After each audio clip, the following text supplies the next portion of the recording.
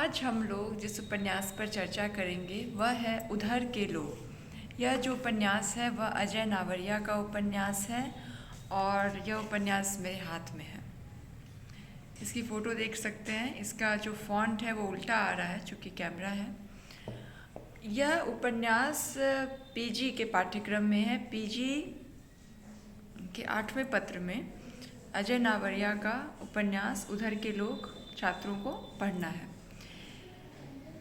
मैंने कोशिश की है कि इस वीडियो में मैं आपको इस उपन्यास का एक सार बता सकूं, समरी बता सकूं कि इसमें है क्या। परीक्षाएं होने वाली है पीजी के विद्यार्थियों की, तो चलिए हम शुरू करते हैं इसको। उधर के लोग अजय नावरिया का पहला उपन्यास है। अजय नावरिया का परिचय है कि वे जामिया मिलिया इस्लामिया में हिंदी विभाग के प्रोफेसर हैं। यह उपन्यास दलित उपन्यास में आता है। जब आप इस उपन्यास को पढ़ेंगे तब आप पाएंगे कि इसमें लेखक ने केंद्रीय स्तर पर मुख्य रूप से जातिगत समस्याओं का चित्रण किया है और इस समस्या के चित्रण के साथ साथ स्त्री की समस्या, वेश्यावृत्ति की समस्या,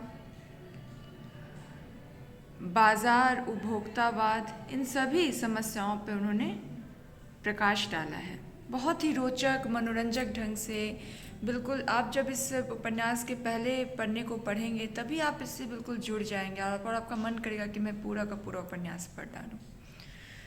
इसका मैंने नोट्स तैयार किया है खास आपके लिए, तो हम इसको शुरू करते हैं। उपन्यास की जो पहली पंक्ति है वह यह है कि मैं समझाना यह भी चाहता था कि ज़िंदगी में हर आने वाला पल एक नई शुरुआत के लिए, अच्छा माफ़ कीजिएगा, पहली पंक्ति ये नहीं है। पहली पंक्ति है, ज़िंदगी को तुम एक छोटे बच्चे की आँख से सिर्फ अचंभे की तरह देखो। यह इस उपन्यास की पहली पंक्ति है और यहाँ से इसकी कहानी शुरू होती है।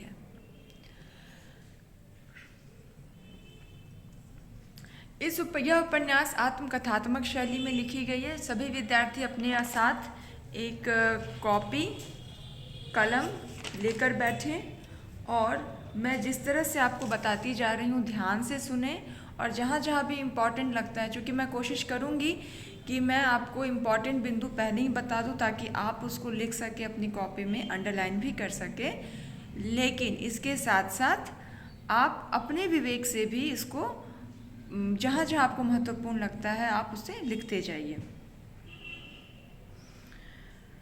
तो हम उपन्यास की कहानी पर आते हैं। यह उपन्यास एक साथ बहुत सारी समस्याओं को केंद्र में रखकर लिखा गया है। उधर के लोग उपन्यास में जातिवाद, सांप्रदायिकता, जिस्मानी धंधे में लगी लड़कियां, बाजारवाद, पति पत्नी और विवाहेतर संबंध की उलझनें, उत्तर आधुनिक समय में मनुष्य पर गहराता संकट को लेखक ने बेहद बारीकी से प्रकट किया है। उपन्यास की शुरुआत होती है रेस्तरां में टेबल पर कॉफ़ी पीते हुए। उस रेस्टोरेंट में मैं और आयशा है। आयशा जो है उसका शुरुआत में लेखक ने उसका परिचय नहीं दिया है कि आयशा है कौन। धीरे धीरे उसके बारे में पता चलता है। और मैं जो है वो उपन्यास का लेखक है, इसे हम नैरेटर भी कह सकते हैं। तो एक रेस्टोरेंट की तस्वीर है, दृश्य है, जिसमें मैं और लेखक ये दोनों क्या हैं, बैठे हुए हैं, कॉफ़ी पी रहे हैं। आयशा जो है वो मैं की तरफ आकर्षित है, वह उससे प्रेम करने लगी है। लेकिन मैं आयशा की तरफ आकर्षित नहीं है, लेकिन आयशा मैं को प्यार करने लगी है, उसके प्रति वह आकर्षित है। उपन्यास की पहली पंक्ति है, जिंदगी को तुम एक छोटे बच्चे की आंख से सिर्फ अचंभे की तरह देखो। ये पंक्तियाँ मैं आयशा को कह रहा है रेस्तरां में बैठे कॉफ़ी पीते हुए। और यहाँ जो मैं है वह यूनिवर्सिटी में प्रोफेसर है। जो नरेटर है वह यूनिवर्सिटी में प्रोफेसर है और वह आयशा को समझा रहा है कि तुम ज़िंदगी को एक छोटे बच्चे की तरह, सिर्फ अचंभे की तरह देखो। और फिर यह कहानी आगे बढ़ती है और मैं बताता चलता है कि आयशा उसे कहाँ मिली थी और वह वास्तविकता में कौन है। आयशा मैं को कालरा के घर पर मिली थी। कालरा मैं का दोस्त था और आयशा एक कॉल गर्ल मतलब कि सेक्स वर्कर लड़की थी। आयशा एक सेक्स वर्कर है और वह कालरा की दोस्त है। कालरा एक बिजनेस पर्सन है और वह मैं का बहुत ही अच्छा दोस्त है। कालरा के घर पर ही राना भी था। देखो ये सभी पात्र हैं, इन सभी पात्रों के जो नाम हैं तुम लिखते जाओ अपनी कॉपी में भी कि राना है, कालरा है, आयशा है, ये सभी हैं। कालरा के घर पर ही राना भी था जो उस रात आयशा का ग्राहक था। आयशा का ग्राहक का मतलब आयशा एक कॉल गर्ल है, वह जिस्म का धंधा करती है, शारीरिक सुख देती है। तो उस रात जो है राना आयशा का ग्राहक था। राना ने ही मैं की मुलाकात सबसे पहले आयशा से कराई थी। उस रात आयशा के 2 ग्राहक थे, राना और कालरा। कालरा चाहता था कि मैं भी उसकी सर्विस ले, मतलब कालरा चाहता था कि जो मैं है वह भी आयशा की सर्विस ले, उसकी जो वह जिस्म का धंधा करती है उसका वह भी लाभ ले। लेकिन मैं एक खुददार व्यक्ति था। उसकी अंतरात्मा ने उसे ऐसा करने से साफ मना कर दिया। कोशिश हुई थी कि आयशा मैं भी उसके आयशा के पास जाए और उस आयशा के इस सर्विस का लाभ ले, लेकिन आयशा ने मैंने साफ मना कर दिया। इसका पूरा चित्रण उपन्यास में है। मैं छात्रों आप सभी को एक संक्षेप में बता रही हूँ। उपन्यास को पढ़ने के क्रम में उसका मुख्य भाव बिंदु आपके साथ मैं शेयर कर रही हूँ। अब आगे देखो।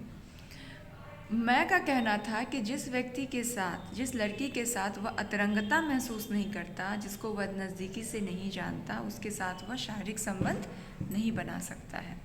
तो यह मैं का एक मोरल स्टैंड था, एक नैतिक स्टैंड था जिससे आयशा बहुत प्रभावित हुई।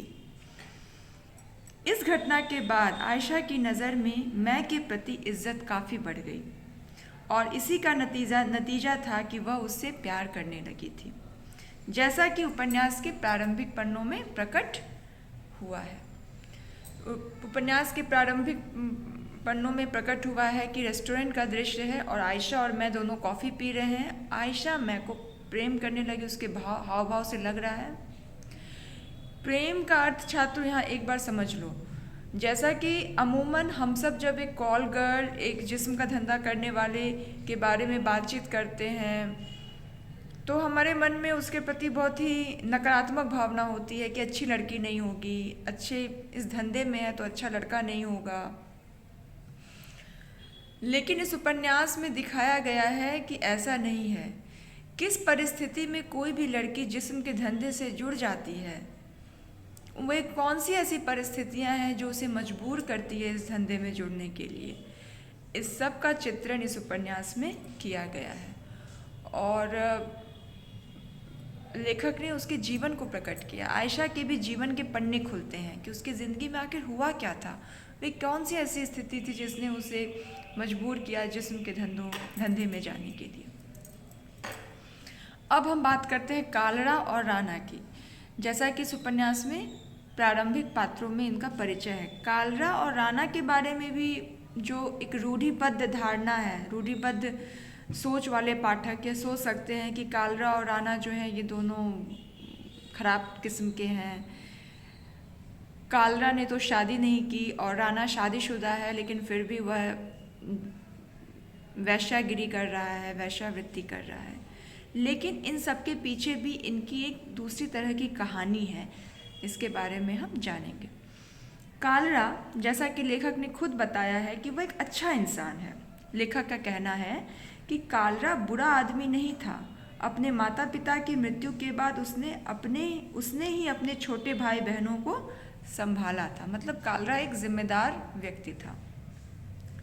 राणा के बारे में लेखक ने बताया है कि वह मेहनती रंग का मजबूत आदमी था। पश्चिमी उत्तर प्रदेश में उसका गांव था। बहुत गरीबी से निकलकर यहाँ आया था। महत्वपूर्ण सरकारी महकमे में वह अफसर था। कौन? तो राणा।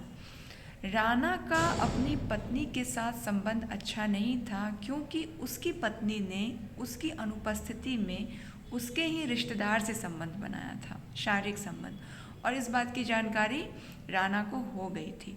तो इस फ्रस्ट्रेशन में, इस अवसाद में, इस कुंठा में वह इस रास्ते पर चल निकला था। तो आप यहाँ देख सकते हैं कि किस तरह से किसी भी व्यक्ति की जीवन परिस्थिति उसको बनाती है या फिर बिगाड़ती है। हम कभी भी जजमेंटल नहीं हो सकते, पूर्वाग्रह ग्रसित नहीं हो सकते कि अमूमन व्यक्ति खराब है क्योंकि वह यह काम कर रहा है या यह कर रही है।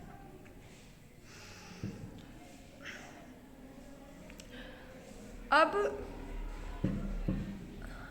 देखो, कहानी तो शुरू हुई इस तरह से और फिर यह कहानी धीरे धीरे फ्लैशबैक में जाती है। कालरा का परिचय होता है, राणा का भी परिचय होता है और एक पूर्व दीप्ति फ्लैशबैक चलता है कि क्या क्या घटनाएं घटी थी आयशा के साथ, जिसने उसे इस स्थिति में लाकर खड़ा किया। आयशा किन हालातों में सेक्स वर्कर बनी थी? छोटी बात मैं कहूँगी छात्र, एक शिल्प है, आप सुन लीजिए इसको। शिल्प है, मतलब इसको आप शिल्पगत विशेषता में लिख सकते हैं कि कहानी शुरू होती है रेस्तरां से, फिर फ्लैशबैक में जाती है जहां उसका परिचय आयशा से होता है, फिर घूमकर वापस रेस्तरां पहुंचती है। मतलब कहानी शुरू हुई रेस्टोरेंट में, फिर फ्लैशबैक में कहानी चली कि किस तरह से मैं का परिचय किससे हुआ, आयशा से हुआ, और उसके बाद फिर वापस कहानी रेस्टोरेंट में आ जाती है। आयशा किन हालातों में सेक्स वर्कर बनी थी, इसका जिक्र उपन्यास में पूरी संवेदनशीलता के साथ किया गया है। आयशा की माँ और पिताजी बहुत गरीब और गुलाम थे। एक फार्म हाउस में रहते थे। फार्म हाउस के मालिक की गंदी नज़र आयशा की माँ पे पड़ गई और उसने उसके साथ संबंध बनाया, जिससे आयशा पैदा हुई। इसके साथ ही फार्म हाउस के मालिक ने आयशा की माँ को धमकी दी कि अगर वह इस बात की जानकारी अपने पति को देगी तो वह उसके पति को जेल पहुंचा देगा। बदकिस्मती थी कि आयशा की माँ के जो पति थे उनको यह जानकारी मिल गई कि फार्म हाउस के मालिक से उसने शारीरिक संबंध बनाए थे। शारीरिक संबंध बनाना जबरन था, लेकिन उसकी माँ के पति को लगा कि उसने जानबूझकर मौज मस्ती में उसके साथ शारीरिक संबंध बनाया और इसलिए उसने आयशा की माँ को छोड़ दिया। अब आयशा यहाँ सवाल पूछती है कि वह किसको अपना पिता बोलेगी। वास्तविक अर्थों में तो उसका पिता फार्म हाउस का मालिक हुआ, लेकिन समाज की नज़र में उसका जो पिता हुआ वह आयशा की माँ का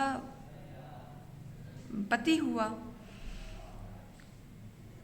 इस बात को वह स्वीकार, बहुत छोटे में उसने ये पता किया था, बहुत छोटे में उसे यह कड़वा अनुभव हुआ था और इस बात की तहकीकात करने के लिए फार्म हाउस के मालिक के पास भी गई थी, लेकिन उन्होंने उसको एक्सेप्ट नहीं किया।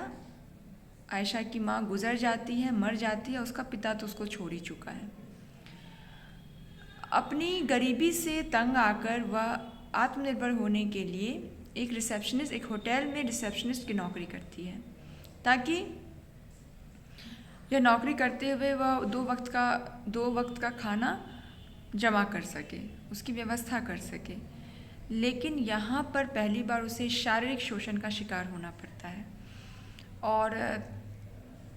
और जब यह आए दिन होने लगता है तब उसे महसूस होता है कि जब ये सब करके महीने में 1500 ही मिलेंगे तो क्यों ना ढंग से किया जाए, एक सेक्स वर्कर के तौर पर किया जाए और ज़्यादा कमाई की जाए।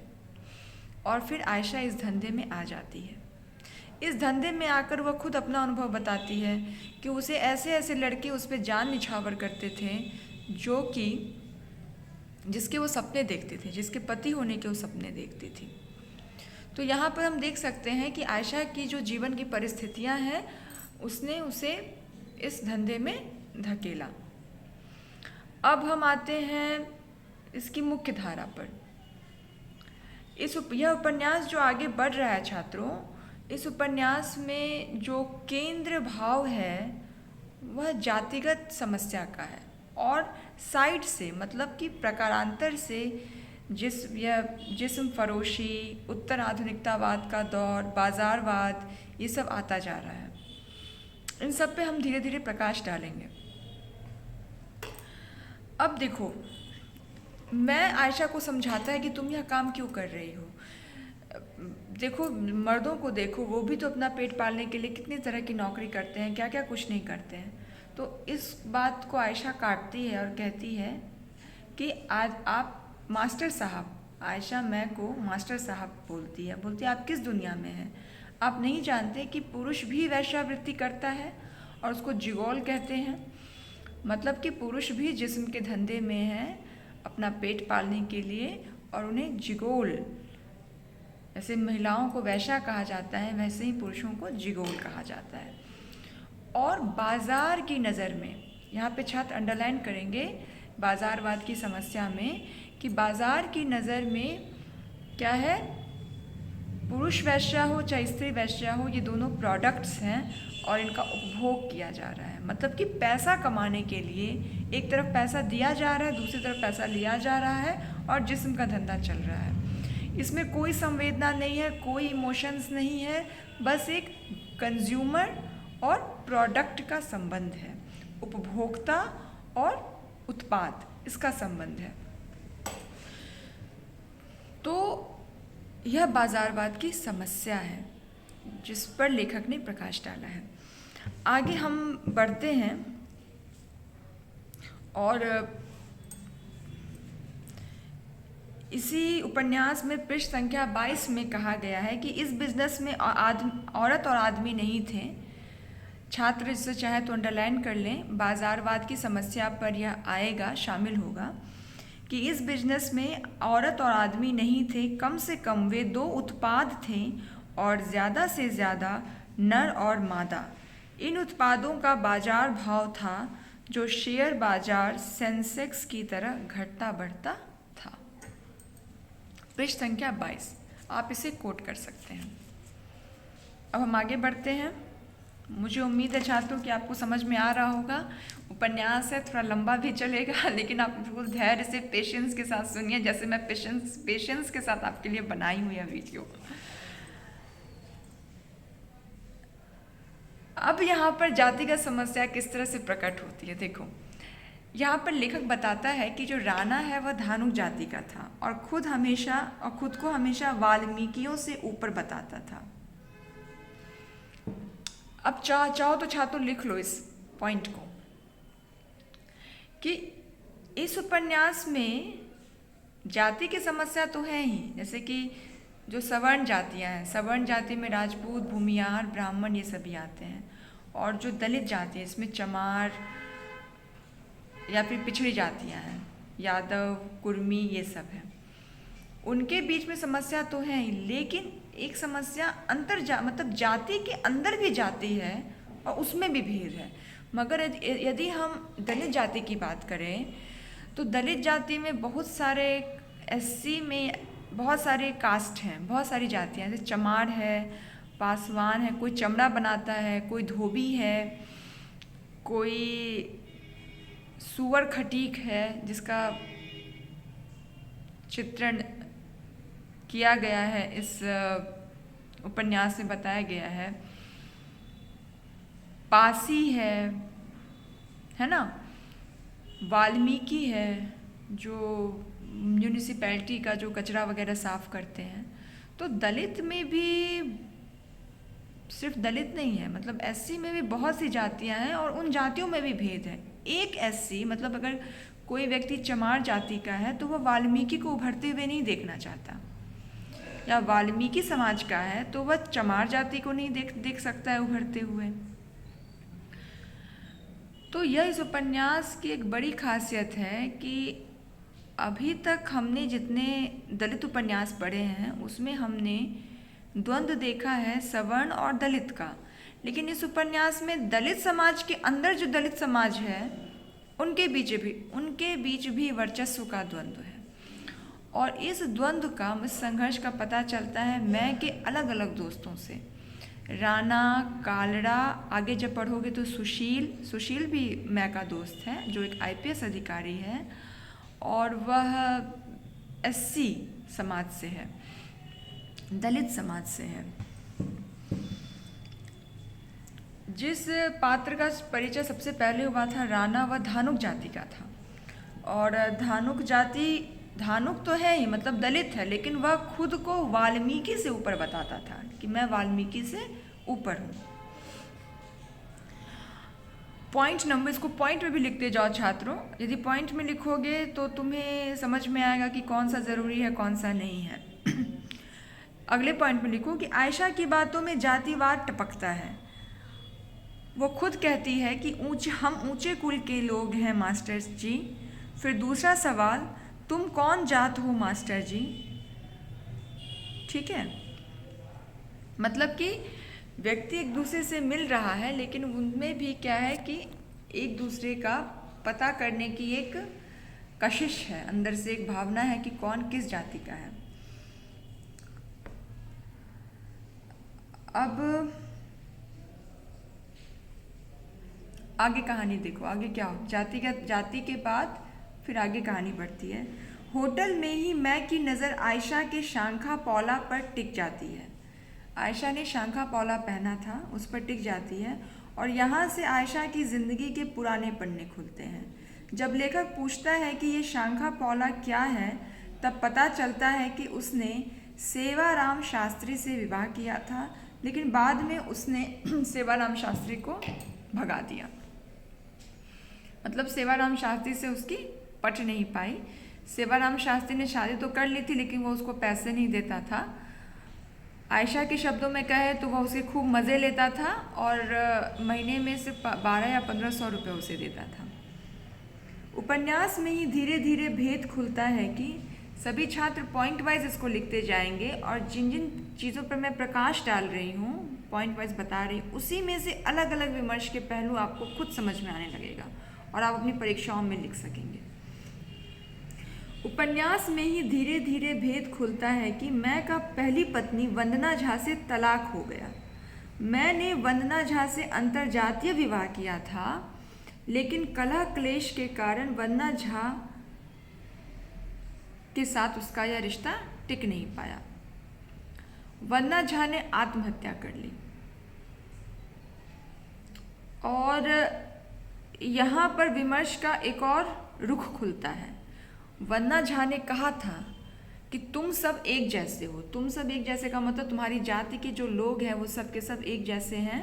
तुम्हारे पापा को पता नहीं है कि तुमसे शादी करने के लिए मैंने अपनी मम्मी पापा को कितना मनाया था। ठीक है, पृष्ठ संख्या 32 की पंक्तियाँ मैंने कोट की हैं। फिर पृष्ठ संख्या 34 की पंक्ति मैं बता रही हूँ कि तुम पी सकते हो, हम नहीं पी सकते। मतलब मैं जो शराब पी रहा था तो उसकी पहली पत्नी वंदना झा कहती है कि तुम पी सकते हो तो क्या हम नहीं पी सकते, क्योंकि हम औरतें हैं। हम तुम्हें पीने के लिए संभालें तो क्या तुम नहीं संभाल सकते हो। यहाँ पे स्त्री और पुरुष के विमर्श का एक पन्ना खुलता है। शादीशुदा ज़िंदगी में तलाक क्यों होते हैं, अहम किस तरह से टकराता है, किस तरह से व्यक्ति एक दूसरे को सहन नहीं कर पाता, इसका चित्रण यहाँ हुआ है। अगला पॉइंट आप लोग सभी लिख लेना कि इस उपन्यास में पूरे विस्तार से पति पत्नी के बिगड़ते रिश्तों की पड़ताल की गई है। वंदना झा और मैं के रिश्तों में आई दरार इस विमर्श का वंदना झा और मैं के रिश्ते में आई दरार से इस विमर्श का रास्ता खुलता है। ठीक है,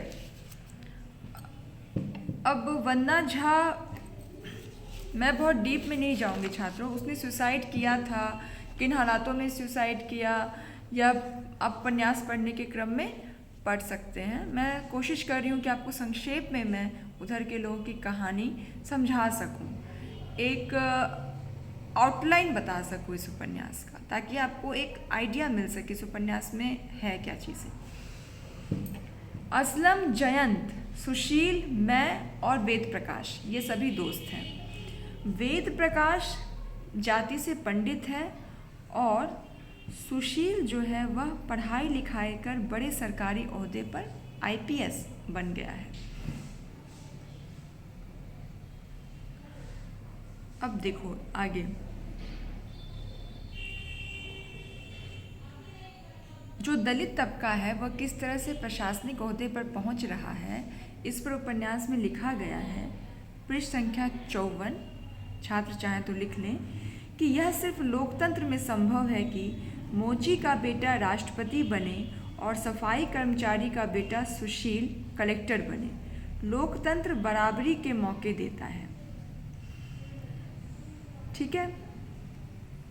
अब वेद प्रकाश जो है वह पंडित है बाय कास्ट, और उसे सुशील से घिन आती है। अब क्यों आती है, उसमें वेद प्रकाश का देखो क्या वो बोल रहा है।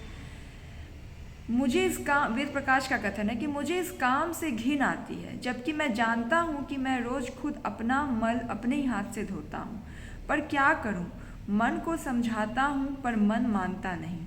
अगर उसके पापा सीवर साफ करने का काम नहीं करते होते तो कोई बात नहीं थी। पृष्ठ संख्या 54, यहाँ पर सवर्ण की मानसिकता को दिखाया गया है कि यदि छूत का व्यवहार कोई रखता है तो उसकी यह मजबूरी है। मतलब अगर कोई सवर्ण जाति का व्यक्ति किसी साफ सफाई जो भी कर्मचारी रहे हों उनके साथ करता है, तो इसमें जातिगत ऊंच नीच का भाव नहीं है, बल्कि एक तरह से एक मानसिकता का बोध है। इसलिए हम कोई गंदी चीज़ छूनी नहीं चाहते हैं।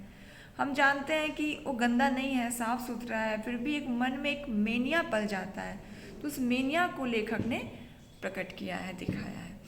तो हम कह सकते हैं कि सवर्ण जाति के प्रति उसकी एक संवेदनात्मक दृष्टि है, एक संवेदना है। मैं के अंदर कोई कुंठा नहीं है जाति के प्रति, वो खुद दलित जाति से है, लेकिन वह सवर्ण जाति की मानसिकता को बिल्कुल नज़दीक से दिखाने की कोशिश कर रहा है कि क्यों वो छूत का व्यवहार करते हैं।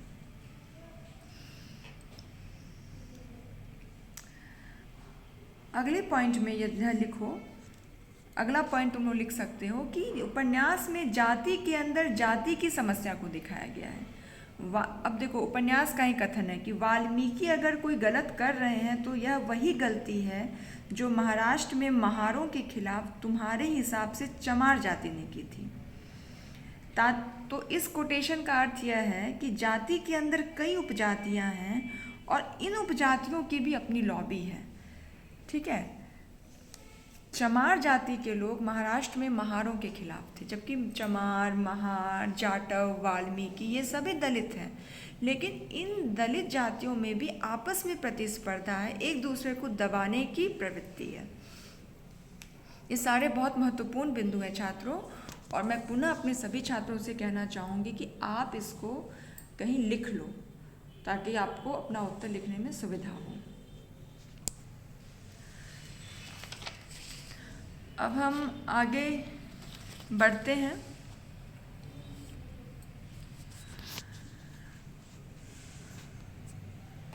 देखो,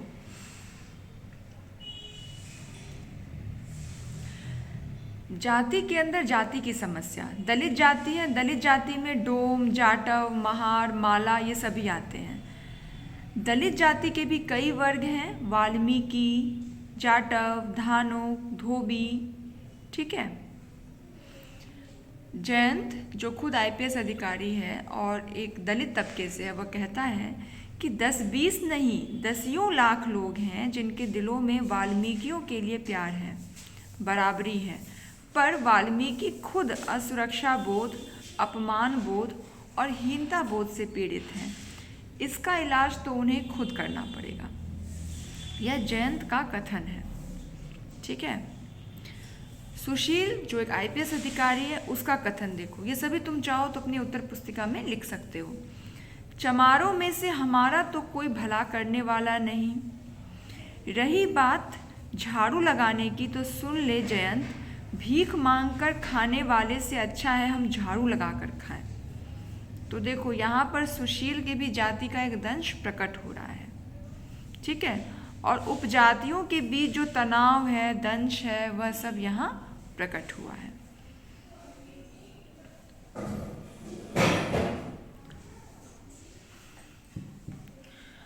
अब हम थोड़ा और आगे बढ़ें तो जाति की समस्या के बाद हम अब मैं के व्यक्तिगत जीवन पे आते हैं। तो मैं वंदना झा की मृत्यु के बाद मैं के पिता ने मैं की शादी संगीता से की। संगीता बहुत ही सुलझी हुई लड़की थी और वो बौद्ध धर्म से थी, ठीक है। तो बौद्ध धर्म से थी और वह डॉक्टर थी और संगीता को नहीं बताया गया था कि मैं की पहली पत्नी मर चुकी है। शादी तो हो गई, लेकिन जब उसको पता चला तो उसे बहुत दुख हुआ और वह घर छोड़कर चली गई। संगीता घर छोड़ के गई और इस तरह से मैं और संगीता के बीच जो खींचतान चलती है वह इस उपन्यास में दिखाया गया है। संगीता गर्भवती थी। संगीता मैं की माँ को बहुत मानती थी, अम्मा को, दादी को बहुत मानती थी। उसका अपने मैं के परिवार से बहुत जुड़ाव था। यह सब यहाँ इस उपन्यास में धीरे धीरे प्रकट हुआ है, ठीक है। अब पुनः जो है यह कहानी जो है दलित पर पहुंचती है, दलित जाति की समस्या पर। मैं के छोटे भाई रिंकू की शादी हो रही है, जिसमें उसकी शादी सुअर खटीक से हो रही है। यह भी एक जाति है, सुअर खटीक जाति की लड़की से हो रही है। तो मतलब कि अपनी जाति ने, अगर चमार जाति है तो चमार जाति की में शादी नहीं हो रही है, बल्कि उस जाति की जो उपजाति है उससे हो रही है। तो यहाँ पर भी समाज के लोगों को ऐतराज़ है कि आप ऐसा क्यों कर रहे हैं। जैसे कि यादव में भी दो है ना, एक किश्नौट है, एक मजरौट है। तो कई बार लोगों में विवाद होता है कि यादवों में आप किश्नौट से कीजिए, किश्नौट है तो किश्नौट से ही कीजिए, मजरौट है तो मजरौट से ही कीजिए। किश्नौट श्रेष्ठ होते हैं, मजरौट उससे कम होते हैं। तो इसी कुंठा को, इसी द्वंद्व को यहाँ पे दिखाया गया है।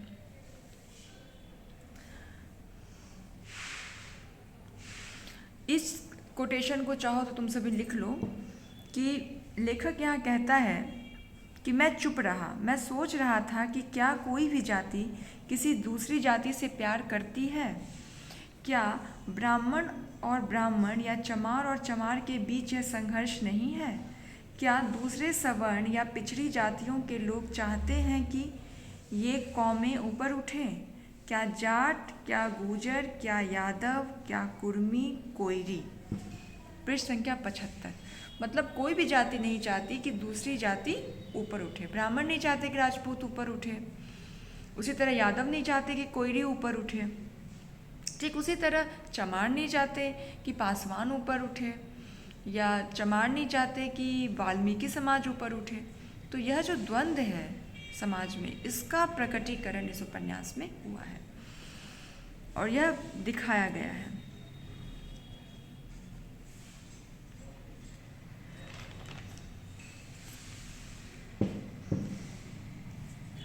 और फिर ये सभी मित्र, जिन मित्रों के बारे में मैंने बताया था कि फिरोज, राजवीर, जयंत और सुशील, ये सभी चाहते हैं कि समाज में कुछ कल्याणपरक काम हो। वे गांव में जाते हैं और गांव के प्रधान से बातचीत करते हैं, लेकिन उनको पता चलता है कि प्रधान जो है वह भी, गांव का जो प्रधान है वो बलाई जाति का है और बलाई जाति के लोग उस गांव में ज़्यादा से ज़्यादा संख्या में थे, इसीलिए उसने प्रधान के रूप में बलाई जाति के प्रधान का चयन किया।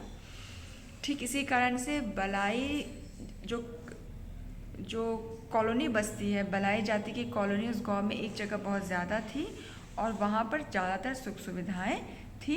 बाकी जाति जहाँ बसे हुए थे उस गांव में, वहाँ सुख सुविधाएं नहीं थी।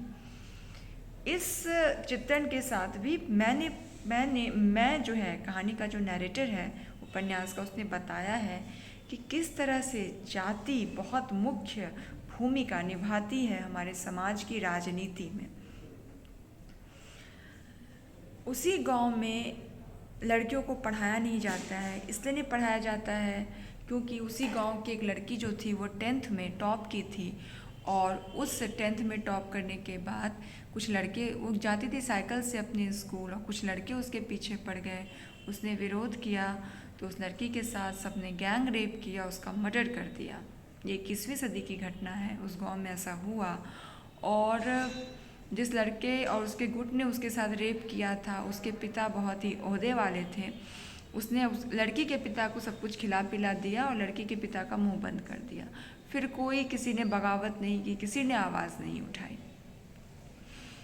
इस डर से, चूँकि उस लड़की के साथ ऐसी घटनाएं घटी, इस डर से वहाँ उस गांव के लोग जो हैं किसी भी लड़की को पढ़ाना नहीं चाहते, लड़कियां पढ़ती भी नहीं हैं। इस सब का चित्रण लेखक ने इस उपन्यास में किया है कि किस तरह से वे जो एक सामूहिक कार्य करने गए थे, उसकी यह गति, यह परिणति होती है। बाद में सब लोग मिल करके यह फैसला लेते हैं, देखते हैं माली हालत उस गाँव की, तो उन्हें महसूस होता है कि यहाँ चिकित्सालय की कमी है, तो एक चिकित्सालय खोला जाना चाहिए। और प्राथमिक चिकित्सालय जो बिल्कुल कहते हैं ना, जो फर्स्ट एड जैसा, वो केंद्र खुलना चाहिए, और शिक्षा की व्यवस्था भी अच्छी होनी चाहिए। तो इन दोनों काम के लिए वहाँ के लोग जो हैं सब इकट्ठे होते हैं और इस चीज़ पर काम करते हैं। उपन्यास में कई सारी कहानियाँ चलती हैं, तो ये मुख्य धारा की कहानी चल ही रही थी, और साइड से आयशा की भी कहानी चल रही है। आयशा जो है बीमार पड़ती है बहुत ज़्यादा, और इस बीमारी में वह उसको बुलाती है, अपने मैं को बुलाती है कि देखो लगता है एड्स तो नहीं हो गया, लेकिन उसे एड्स नहीं रहता है, डॉक्टर ने उसे गलत सूचना दी होती है। आयशा कुछ समय के बाद इस धंधे से टूट जाती है, बिल्कुल उसका मोह भंग हो जाता है, और वह समाज सेवा की तरफ मुड़ती है। वह पश्चिम बंगाल चली जाती है सेवाराम शास्त्री के पास, जहाँ पर एक NGO जो है वह काम करता है, और उसके साथ वह जुड़ती है। इधर मैं की जो व्यक्तिगत ज़िंदगी है छात्रों, उसमें चूँकि संगीता मैं से बहुत नाराज़ थी कि उसने इतनी बड़ी बात उससे नहीं बताई, लेकिन बाद में संगीता को बच्चा होता है और फिर से वो दोनों जुड़ जाते हैं। तो इस उपन्यास को संक्षेप में मैंने आप लोगों के साथ इसकी कहानी को साझा किया है। मुझे उम्मीद है कि आप, बहुत विस्तार तो मैंने नहीं दिया है क्योंकि बहुत सी चीज़ें इसमें से निकल सकती हैं इस उपन्यास से, वह अगर मैं बिल्कुल विस्तार से बताना चाहूँ तो। इसके लिए सबसे अच्छा है कि आप एक उपन्यास ज़रूर लें इसका। यह आपका एक फर्स्ट एड सॉल्यूशन है, फर्स्ट एड समाधान, कि कुछ जानना हो तो आप तुरंत इसको देख सकते हैं।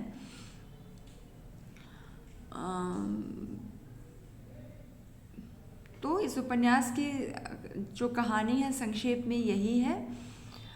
अगर आपको कुछ और समझना हो तो आप मुझे मैसेज करके बताइए, और इस उपन्यास को ज़रूर पढ़िए। यह उपन्यास बहुत ही रोचक है।